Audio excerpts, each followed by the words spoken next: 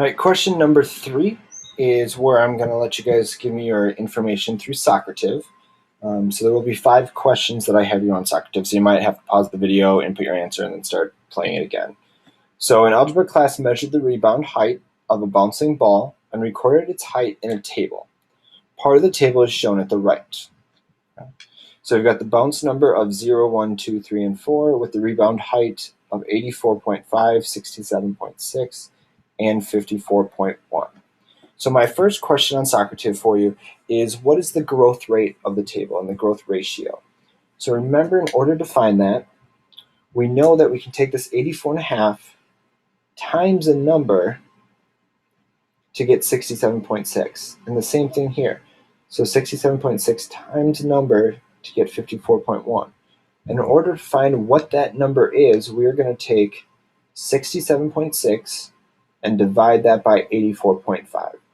So in your calculators, take 67.6 divided by 84.5, and that will give you the growth ratio. Go ahead and do this and submit that answer in Socrative. Now that you know what the growth ratio is, we can figure out what my initial height is of the ball. So in order to find this, we want to use that growth ratio. So you guys know what this growth ratio is right here. So in order to go from 84.5 to this number, we need to take 84.5 divided by the growth ratio, and that will give us number 1.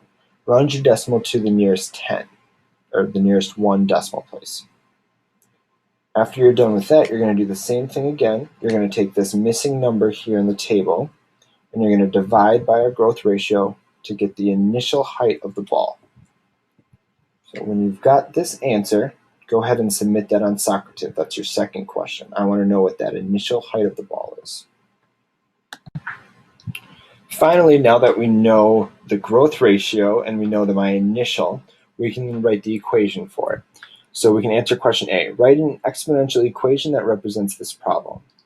So we're going to write y equals A, which is my initial value, times B, which is my growth ratio, and then my exponent will be x then, so that for the number of bounces, we can just input that number in for x.